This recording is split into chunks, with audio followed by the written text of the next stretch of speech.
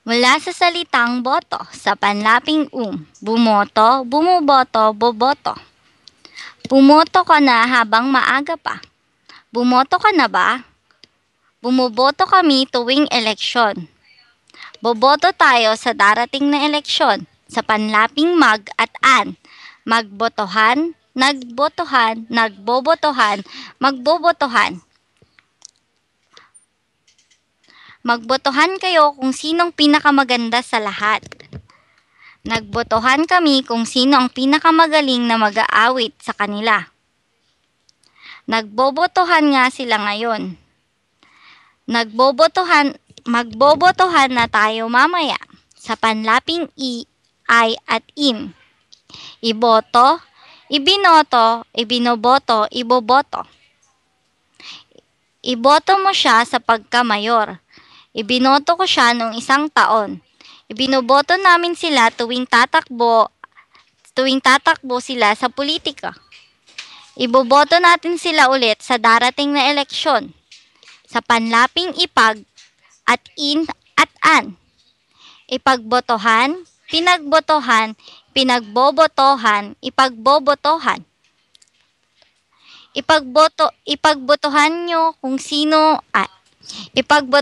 na kung sino para sa inyo ang dapat manalo sa paligsahan. Ipinagbotohan namin kanina kung sinong pinakamaganda. Ipinagbobotohan natin ngayon kung sino ang magiging gobernador sa ating lalawigan. Ipagbobotohan nila ang mga politikong tatakbo sa eleksyon. Sa panlaping magboto, nagboto, nagboboto, magboboto. Magboto ka kay Ira sa pagandahan. Nagboto ako kay Omi. Nagboboto ang mga tao sa botohan.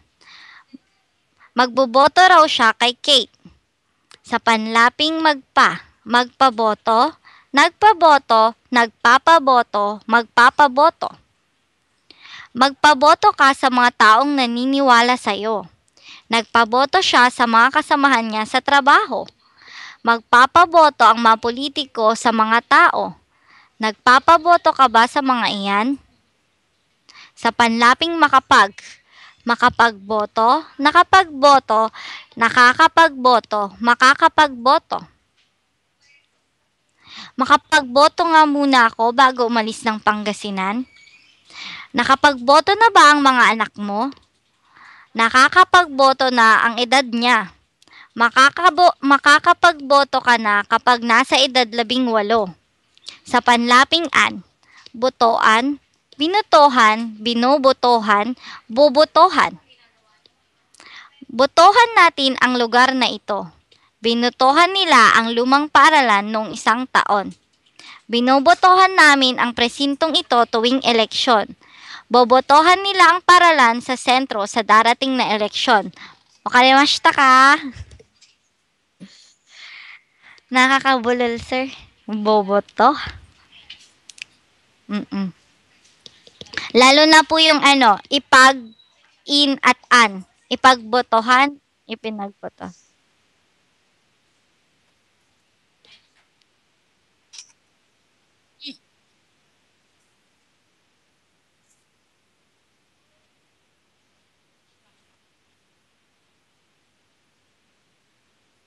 Apa.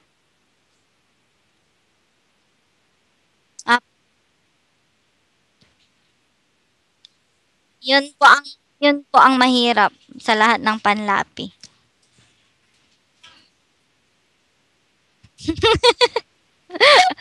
Pero Sir Ken, pwedeng mag-request kayo nga magbasa nito. Yung panlaping ipag in at an. Opo. Basahin niyo po yung yung sample sentence. Sige na, Sir Ken. Ipagbotohan nyo kung sino. Apa. Ipagbotohan ninyo na kung sino. Ipagbotohan ninyo. Opo,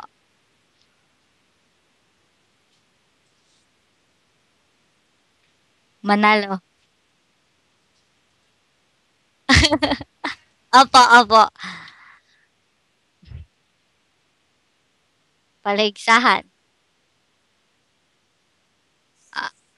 Ah, parang event, competition. Competition po. Ipinag. Mahirap, sir, 'di ba? Ip pa Opo, Ilocano na lang. O kaya Pangasinan.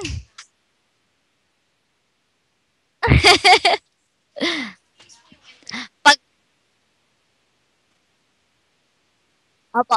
Sir Ken, 'pag tapos niyo na po yung ano, Tagalog dictionary niyo, gawa din kayo ng Ilocano dictionary.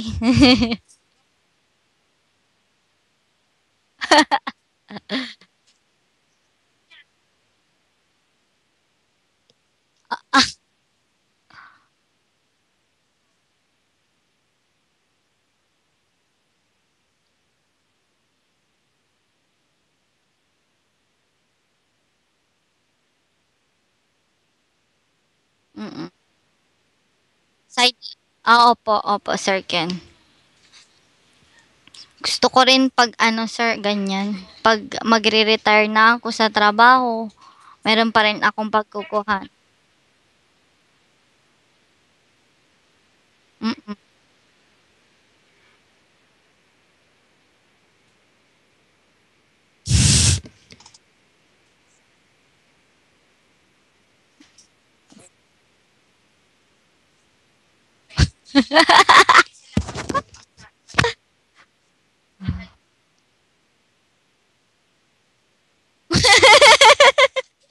'Wag naman sana, Sir Ken. Dapat 'pag pumunta kayo ditong Pilipinas ano, ite-text ko kayo, "Asan kayo?" Sasabihin ko, "Pasyal tayo sa Boracay." Opo, opo.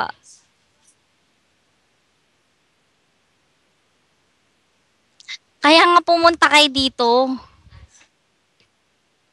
Oo naman, sir. Opo, ako magiging tourist guide niyo.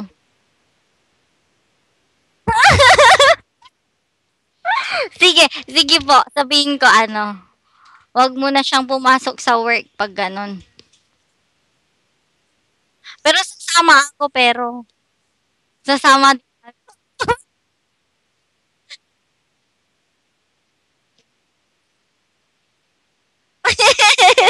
sige, Sir Ken. Ay, opo, Sir Ken, thank you po ulit. See you po tomorrow. Bye-bye, sir. Ingat po sa pag-uwi. Bye-bye.